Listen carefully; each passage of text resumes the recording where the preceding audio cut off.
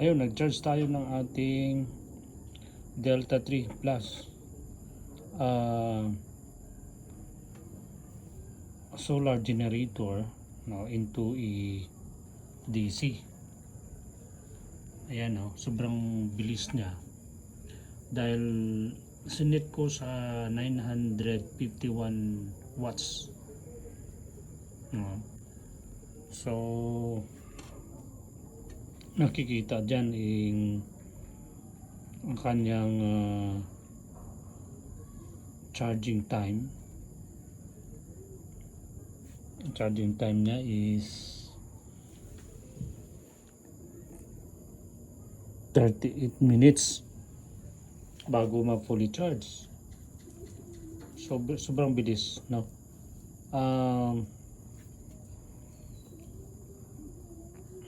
Kung halimbawa meron akong solar panel na ang kanyang matcha-charge is about 1,000 watts, equivalent yun ng dalawang tig 500 watts na solar panel.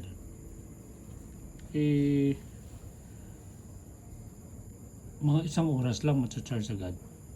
So pag ganun, pwede ko sa gamitin as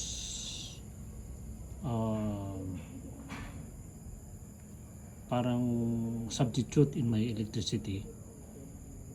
So dahil ganun kabilis no, at masubukan ko ito, no, we will have alternatives, no, para gawin ito. Bibili ako ng dalawang 500 watts na solar panel para ma-charge natin sa ng solar output na 1,000 watts, and that 1,000 watts, like for example 10% siya, kasi hindi pwede mag-zero kasi nagkaroon na yun ng limit, no, para hindi masira yung battery ng generator. Kailangan nag-save ako ng 10%. So okay, mas maganda. At yun yung exposure ng dalawang tig 500 watts. Kahit na 3 oras lang, kahit na 4 o 5 oras lang sa isang araw, basta matirik yung araw, ma-fully charge agad siya. At pag ma-fully charge yan, sa gabi, alos malibre yung ating electricity. So ganyan, no guys, masubukan po natin yan. Dito na lang, no, naka-monitor ako sa aking